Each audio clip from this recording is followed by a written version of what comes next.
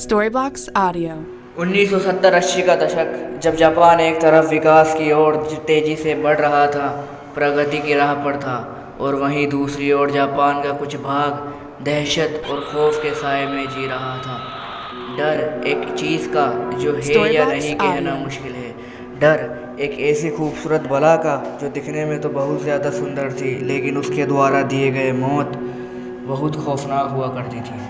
डर एक आत्मा का जो जापान की गलियों में अपने सवालों का जवाब तलाश रही थी। डर उसका जिसका नाम सुनकर जापान का बच्चा बच्चा काँप उठता था। कुचिसाके ओना। जापान के सुनसान रास्तों पर कुचिसाके ओना चेहरे पर सर्जिकल मास्क पहने ज़्यादातर बच्चों को अपना शिकार बनाती थी।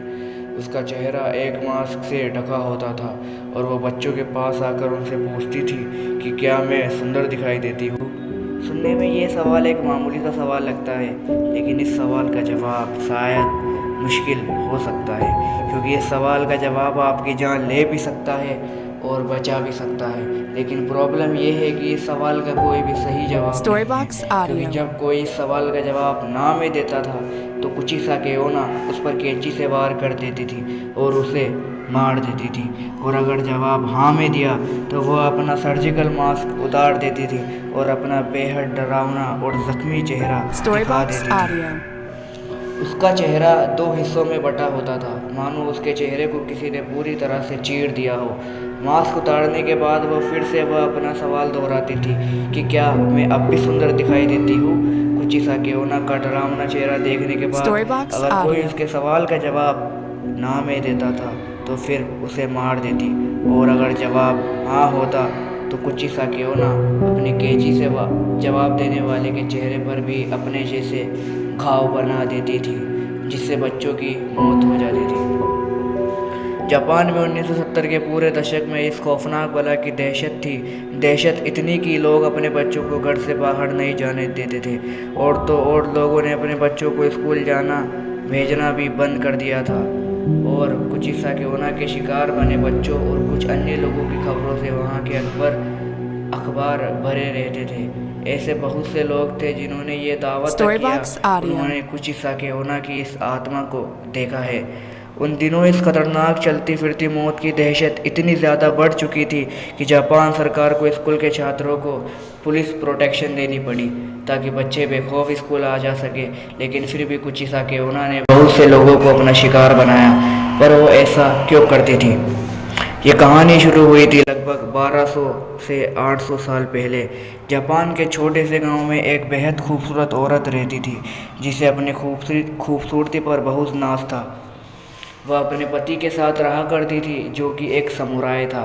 युद्ध के दौरान उसके पति को युद्ध में भाग लेने के लिए जाना पड़ा, और जब वो युद्ध से अपने घर वापस आया तो उसने खूबसूरत पत्नी को किसी गैर मर्द के साथ उसके घर पर देखा। ये देखकर वह समुराय बहुत क्रोधित हो गया और अपनी तलवार के एक ही वार से अपनी बीवी को पूरी तरह घायल कर दिया। उस तलवार के वार से उस औरत का मुंह पूरी तरह से फट गया। अब कौन तुम्हें खूबसूरत कहेगा? इतना कहकर वह समुराय हमेशा हमेशा के लिए अपना घर छोड़कर कहीं दूर चला गया। समुराय के तलवार के घात ने उस औरत के सुंदर से चेहरे पर एक बेहद भद्दी और डरावनी स्माइल जैसा घाव बना दिया। जब उस औरत ने अपने चेहरे का ये हाल देखा, तब उसे ये महसूस हुआ कि जिस खूबसूरती पर उसे नाज था, वह चेहरा अब बेहद डरावना दिखाई देता है। वह यह सदमा बर्दाश्त नहीं कर पाई और उसने अपनी घर में रखी कैंची से अपनी जान ले ली। वो खूबसूरत औरत मर गई और सबको लगा कि कहानी ख़त्म हो गई, लेकिन लगभग 800 साल बाद वो फिर से जाग गई और बन गई एक खौफनाक रहस्य, जिसे आज कहते हैं कुचिसाके ओना। आज भी जापान के कई लोगों का मानना है कि कुचिसाके ओना आज भी जापान के सुनसान गलियों में घूम रही है और अपने अगले शिकार की तलाश में है। Storybox Audio. उम्मीद है आपको वीडियो पसंद आई होगी। हमारे चैनल डार्क स्केयर को भी सब्सक्राइब करना ना भूलें। ऐसे ही इंटरेस्टिंग वीडियोस के लिए मिलते हैं नेक्स्ट वीडियो में। तब तक के लिए goodbye, take care. Storybox Audio.